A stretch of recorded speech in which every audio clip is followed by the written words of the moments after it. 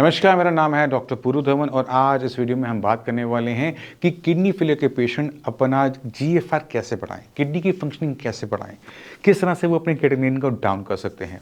क्योंकि जब किसी की रिपोर्ट बहुत ख़राब होती है, क्रिएटिनिन लेवल बढ़े हुए होते हैं, तो हर किसी को लगता है कि मेरी अब जान की आफत आ गई, डायलिसिस करवाना पड़ेगा, ट्रांसप्लांट करवाना पड़ेगा। बहुत सारी चीज़ें ऐसे घिर जाती हैं, आसपास के लोग, डॉक्टर्स बहुत कुछ बोल रहे होते हैं और पेशेंट बहुत ज़्यादा कन्फ्यूज़ हो जाता है कि मेरे सही रास्ता क्या है और गलत रास्ता क्या है। वो भूल जाता है अपनी बॉडी को अंडरस्टैंड करना, वो भूल जाता है कि किस तरह से किडनी काम करती है, वो हर चीज़ डिपेंडेंट हो जाता है डॉक्टर पे, अपने रिश्तेदारों पे। तो इस वीडियो से मैं कोशिश करूँगा कि आप सभी को समझा सकूँ कि आपकी किडनी की हेल्थ आप लोगों के हाथ में होती है, जिसे आप सबसे ज़्यादा इग्नोर करते हो। तो शुरुआत करते हैं सबसे पहले किडनी फेलियर को समझने से, क्योंकि किडनी फेल हुए बिना क्रिएटिनिन बढ़ेगा नहीं, जीएफआर घटेगा नहीं। तो हमने अगर किडनी की फंक्शनिंग बढ़ानी है तो बीमारी को पहले समझो, किडनी खराब क्यों होती है।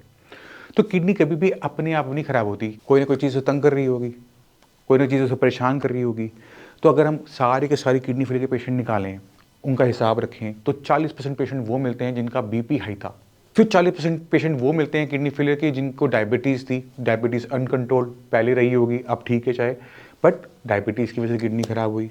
सिर्फ 20% ऐसे पेशेंट होते हैं जहाँ पर ना बीपी शुगर गलती होती है, वहाँ पे गलती जेनेटिक ज़्यादा देखने को मिलती है, चाहे जैसे अपना पॉलीसिस्टिक किडनी हो गया या फिर आईजी नेफ्रोपैथी हो गई, जहाँ पेशेंट की कोई गलती नहीं है, सिर्फ पेशेंट का नसीब खराब है मेरे हिसाब से। अब सवाल ये उठता है कि हमने इन बीमारियों को हैंडल कैसे करना है, किस तरह से हमने किडनी को बचाना है। तो शुरुआत करते हैं सबसे पहले सबसे कॉमन और सबसे बड़े कारणों में, वो है बीपी और आपका शुगर। अब बीपी शुगर ऐसी बीमारी है जो हमारे गलत रहन सहन से, गलत खान पीन से ज़्यादा होती है। स्ट्रेस लेवल ज़्यादा है, बीपी बढ़ जाएगा। नींद आप पूरी नहीं लेते, कम देर सोते हो, बीपी बढ़ जाएगा। खाने में नमक ज़्यादा खाते हो, बीपी बढ़ जाएगा। आप खाना बाहर का ज़्यादा खाते हो, बीपी बढ़ जाएगा। तो ये जो बीपी है, जो हमारे गलत रहन सहन की वजह से बढ़ रहा होता है, इसको क्या हम कंट्रोल नहीं कर सकते? कर सकते हैं, मेडिसिन से भी कर सकते हैं और लाइफस्टाइल चेंज करके कर सकते हैं। बीपी की दिक्कत आपको बहुत लंबे टाइम से आ रही थी चलकर, आप सभी को पता होता है। बहुत कम पेशेंट होते हैं जिनको नहीं पता लगता है कि बीपी बढ़ा हुआ, शुगर बढ़ी हुई थी, बट मैक्सिमम पेशेंट को पता होता है कि बीपी मेरा बढ़ा हुआ है। गोली भी शुरू करते हैं बट छोड़ देते हैं। क्यों? क्योंकि मुझे तो कोई दिक्कत हो ही नहीं रही। बीपी तो हर किसी को होता है, मेरे पिताजी को भी था, मेरे भाई को भी है और ये तो हमारा पारिवारिक है, इसलिए मैंने मेडिसिन छोड़ दी। अब ये जो बीपी है कॉन्टिन्यूसली जो बढ़ा रहता है, तो वो क्या करता है आपकी किडनी के साथ, अब इसको समझने की कोशिश करना। जब बीपी आपका बढ़ता है, आपका हार्ट पंप प्रेशर से करता है, ब्लड आपका किडनी में बहुत तेज़ी से एंटर करता है। जब वो तेज़ी से एंटर करता है तो स्पीड आती है, उसमें प्रेशर आता है, जिसकी वजह से जो हमारे अंदर नेफ्रॉन्स होते हैं, जो जिसके अंदर ब्लड जा रहा होता है फिल्टर होने के लिए, वो नलियाँ बहुत पतली पतली हैं, हमारे बाल से भी पतली पतली होती हैं, उस पर प्रेशर पड़ता है। अब वो प्रेशर की वजह से क्या करती हैं, वो अपने आप में बदलाव ले आती हैं। बदलाव क्या लाती हैं, वो सख्त हो जाती हैं, उनके अंदर जो ब्लड को पास होने वाली जगह है ना, वो टाइट हो जाती है, जिससे ब्लड प्रॉपर तरीके से अंदर एंटर नहीं कर पाता, नेफ्रॉन्स डैमेज होना शुरू हो जाते हैं, किडनी का साइज छोटा होना शुरू हो जाता है, क्योंकि ब्लड का जो फ्लो है वो कम हो जाता है किडनी के अंदर। एंड रिजल्ट क्या होता है कि किडनी खराब होना शुरू हो गई। इसी तरह से डायबिटीज़ है। अब जब आपका शुगर लेवल बहुत ज़्यादा हाई होता है, 200 क्रॉस करता है, तो हमारी बॉडी में एक मैकेनिज्म है कि एक्स्ट्रा शुगर को यूरिन से निकालो। इसलिए जब डायबिटिक पेशेंट अपना यूरिन का टेस्ट करवाने जाता है, टेस्ट देखता है, तो उसमें क्या लिखा होता है कि यूरिन में शुगर पॉजिटिव। अब यूरिन में शुगर पॉजिटिव आ रही है, बट इसकी कीमत कौन चुका रहा है? किडनी। क्योंकि किडनी को तो शुगर हर टाइम फिल्टर करनी पड़ती है, उसको ज़्यादा काम करना पड़ता है, और जो वेसल्स हैं जो ब्लड लेकर आ रही होती हैं, वो भी हाई शुगर लेवल की वजह से वो भी डैमेज होना शुरू हो जाती है। रिजल्ट क्या होता है? किडनी का फेल होना, सीकेडी का होना, क्रिएटिनिन का बढ़ना, ये सब होना शुरू हो जाता है।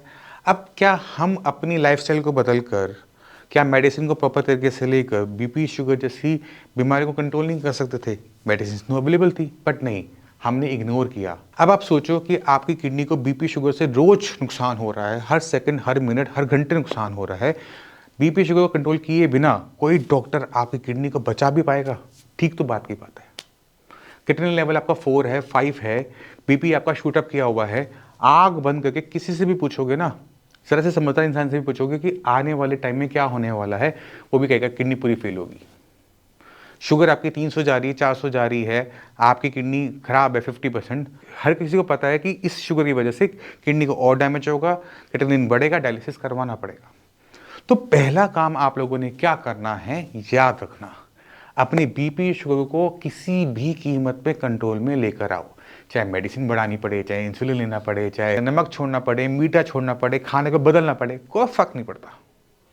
अगर किडनी बचानी है तो पहले बीपी शुगर को कंट्रोल में लेकर आओ, क्योंकि वो कॉन्टिन्यूसली हर सेकंड हर मिनट जब भी वो आपका बढ़ता है किडनी को डैमेज कर रहा होता है। किडनी के अंदर वो रिकवरी होने नहीं देता, क्योंकि कॉन्टिन्यूस नुकसान हो रहा है ना। अब ये दो काम साथ साथ नहीं हो सकते, किडनी की को डैमेज हो रहा है बीपी शुगर की वजह से, और रिकवरी, ये दोनों काम साथ साथ नहीं हो सकते। तो हमें डैमेज को रोकना पड़ता है जिससे बॉडी अपने आप को हील अप कर सके।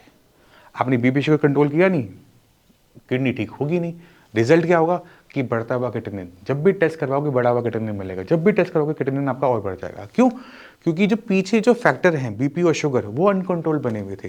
तो पहला काम बीपी शुगर को कंट्रोल में लेके आना हर कीमत पर। तो ये नंबर 1 स्टेप होता है। मेडिसिन डालनी पड़ती है बट ज़रूरी होता है। दूसरा जो स्टेप होता है वो है आपका आहार, यानी आपका फूड, क्या इंटेक कर रहे हो। क्योंकि क्रिएटिनिन बनता कहाँ पर है? हमारी बॉडी में बनता है। बॉडी में कहाँ बनता है? मसल्स में बनता है। क्यों बनता है? जब हम खाना खाते हैं हमारी वो मसल्स में जाता है, तो मसल जब खाना डाइजेस्ट करती है उस प्रोसेस में क्रिएटिनिन बनता है।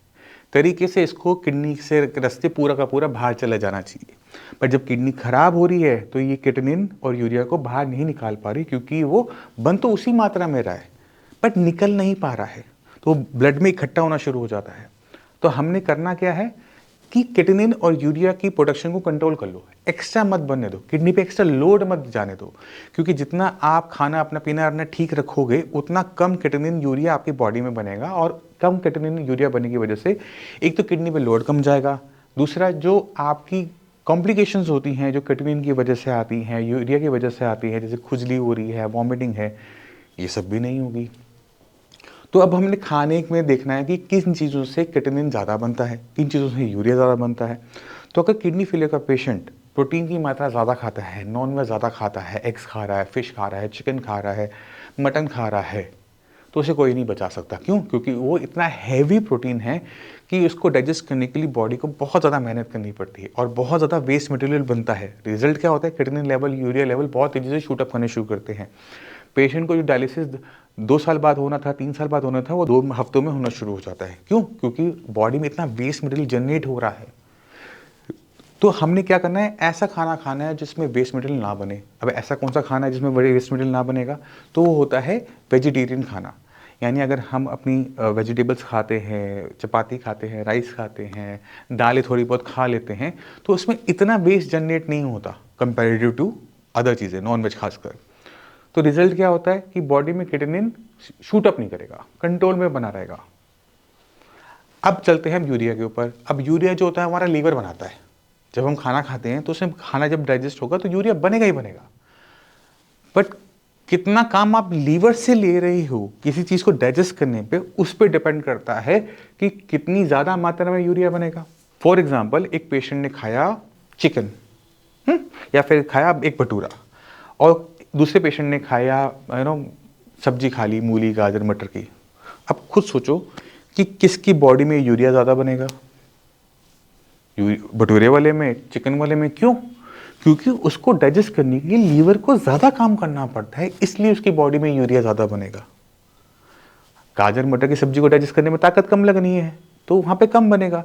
तो अगर आप अपने खाने पीने को थोड़ा लाइट कर लेते हो, घी फैट कम कर लेते हो, प्रोटीन की मात्रा कम कर लेते हो, तो हमारे लीवर को कम काम करना मतलब कम यूरिया बॉडी में बनाना।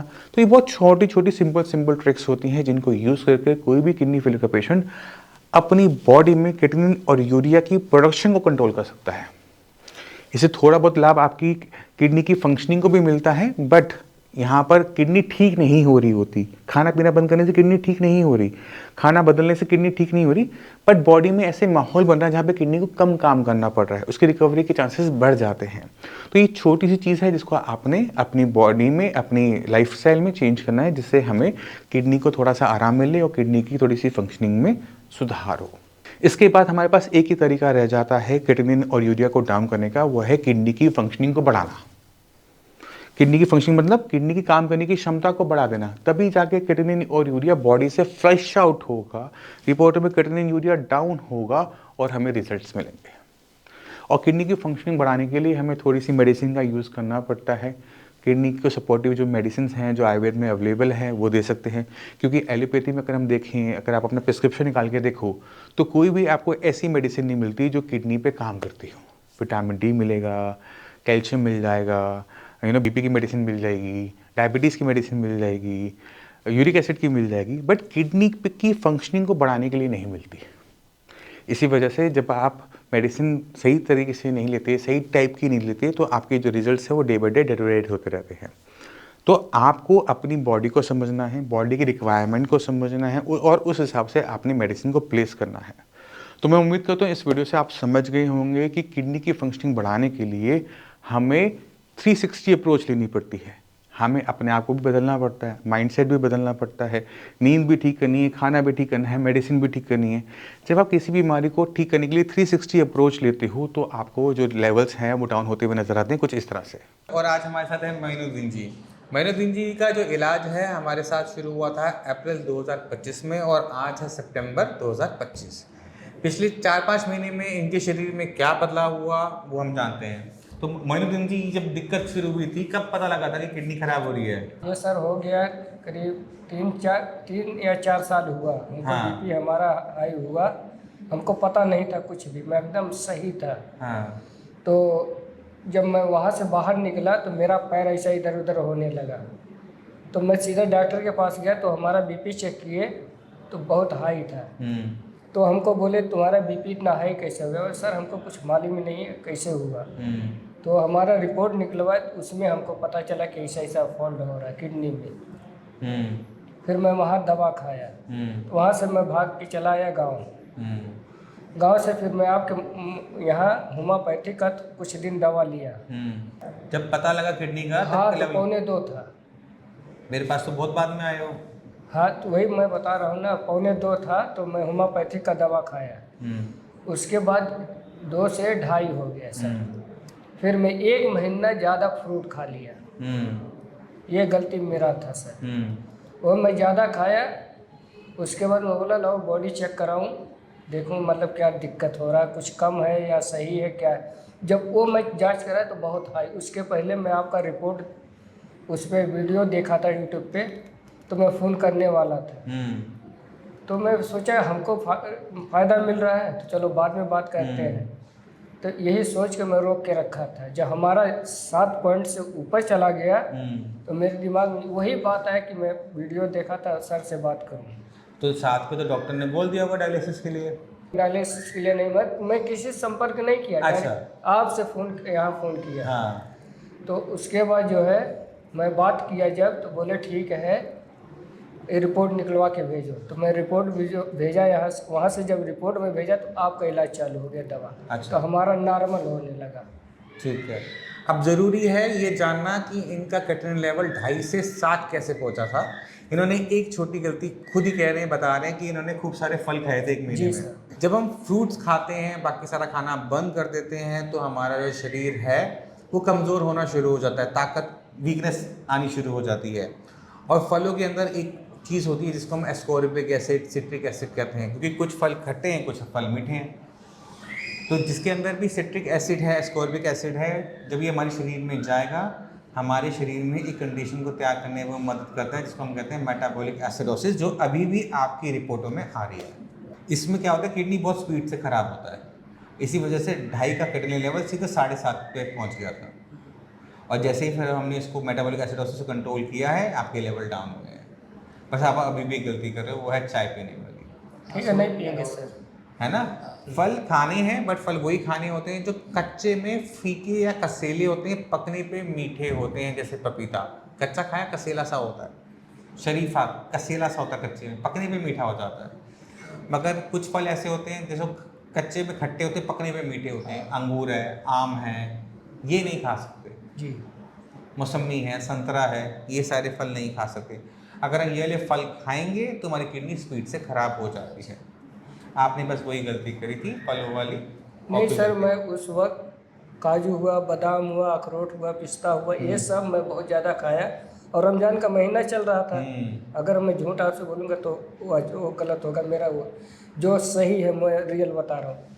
तो उसमें कुछ पापड़ हुआ, कचरी हुआ और जो भी था ये भी सब मैं खा लिया, और उसके प्लस वो भी खाया, वही हमको ज़्यादा नुकसान कर गया सर। तो एक किडनी फेलियर पेशेंट के लिए खाना बहुत ज़रूरी है, और क्या खाना है क्या नहीं खाना वो उससे भी ज़्यादा ज़रूरी है। तो आप ध्यान रखो कि किडनी फेलियर पेशेंट सब कुछ नहीं खा सकता। जो औरों के लिए अच्छा होता है वो किडनी पेशेंट के लिए ख़राब होता है। जैसे गुड़ है, मैं खाऊं कोई दिक्कत नहीं, बट आप नहीं खा सकते। जी। ब्रेड, वाइट ब्रेड मैं खाऊंगा, मुझे दिक्कत हो सकती है, आप खाओगे आपके लिए वो अच्छी है।